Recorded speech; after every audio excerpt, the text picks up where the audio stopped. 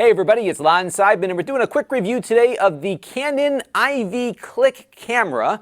This is an instant camera that prints out photos, but I don't think it does much of anything else. And we're going to do a very quick overview of it in this video. I do want to let you know, though, in the interest of full disclosure, this came in free of charge through the Amazon Vine program. However, all the opinions you're about to hear are my own. Nobody is paying for this review, nor has anyone reviewed or approved what you're about to see before it was uploaded. So let's unbox this now and see what this camera is all about. All right, so let's go ahead and unbox the camera now. This costs $99, and there is another version above this one called the Plus. That one is $60 more, $159, and it has more features. So this one, as you'll see here, does not have a flash on it.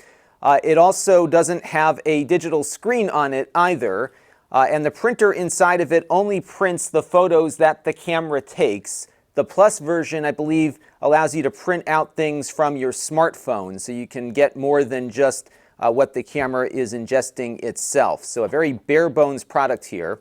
On the back is where you put the paper. So let's see if we get any paper in the box here.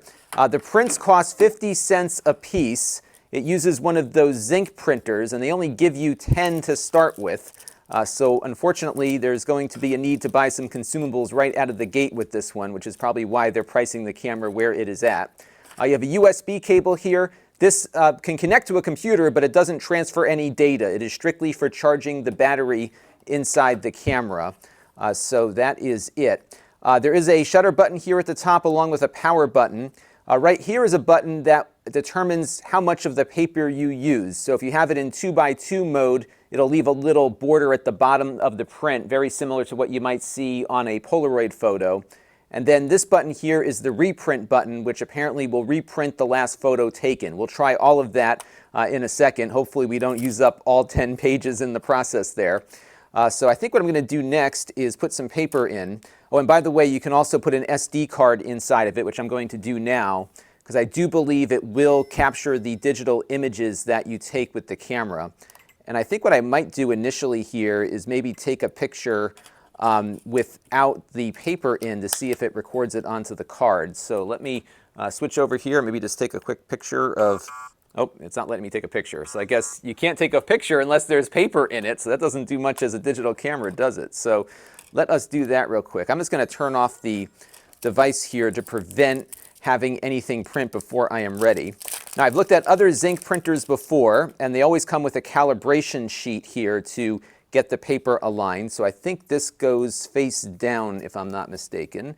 This side down under the paper stack. Yeah, so we're going to put that in here, and then we're going to close up the lid here and get that going. So I'm going to do that. Okay, so the calibration sheet ran through. I did have to take a picture, though, to get that calibration sheet going. So when you put everything together, pushing the button will not only calibrate the printer, but also use up a print. So there goes 50 cents. So take a picture of what you want to take a picture of before you start running with a new sheet of paper.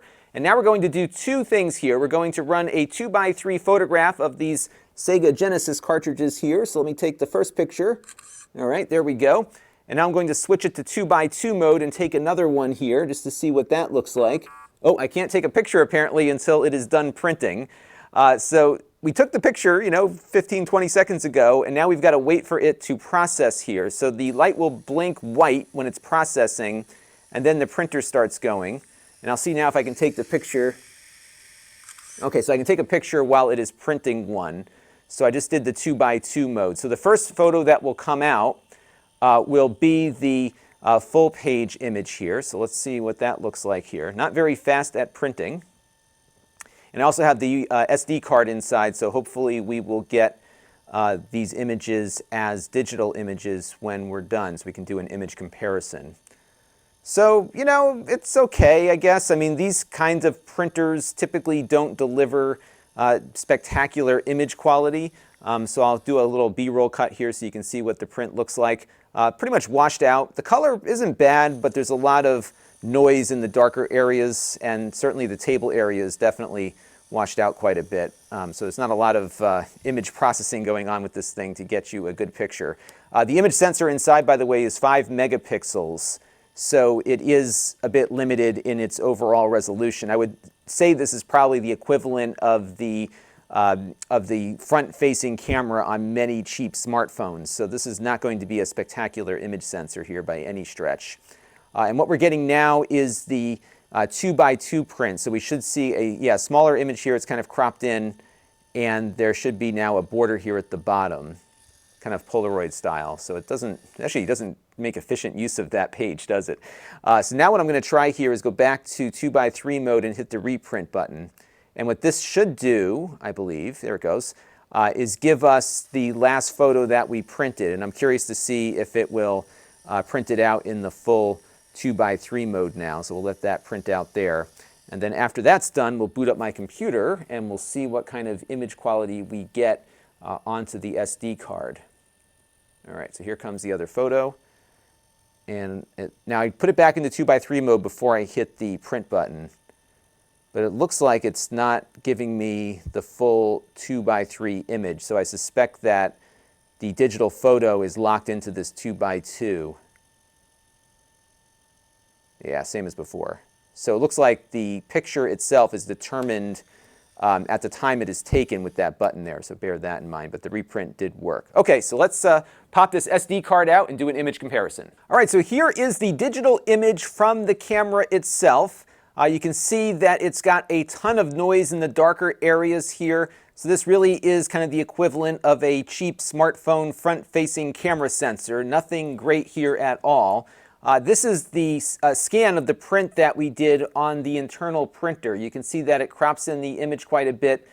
Gets okay color, I guess, but really not a spectacular image here. So I think that what you're going to be getting here is a lot of disappointment.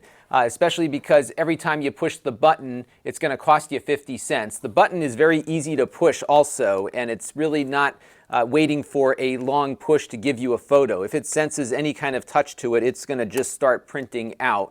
And remember, you can't take any pictures if it doesn't have paper inside. So yeah, I don't really recommend this one. I think maybe if you like the concept and you like the look of it, spending $60 more for the other printer might be the better way to go. That version, again, has the ring flash built in. It also can work with your smartphone and work like a photo printer with your phone. The prints are not going to be spectacular, mind you, but they will be kind of fun, and you can, of course, use them as stickers too. So that is the IV Cliq camera. I would avoid this entry-level one, and if you really want one, go for the Plus version that I think has a few more useful features. Until next time, this is Lon Seidman. Thanks for watching. This channel is brought to you by the Lon.TV supporters, including gold-level supporters, the Four Guys with Quarters podcast, Tom Albrecht, and Kalyan Kumar. If you want to help the channel, you can by contributing as little as $1 a month.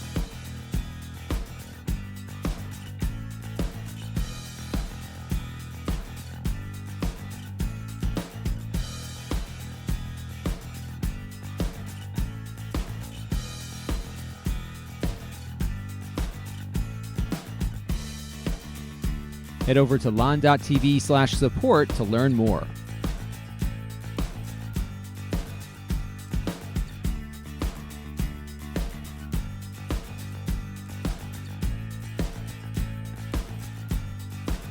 And don't forget to subscribe. Visit lon.tv/s.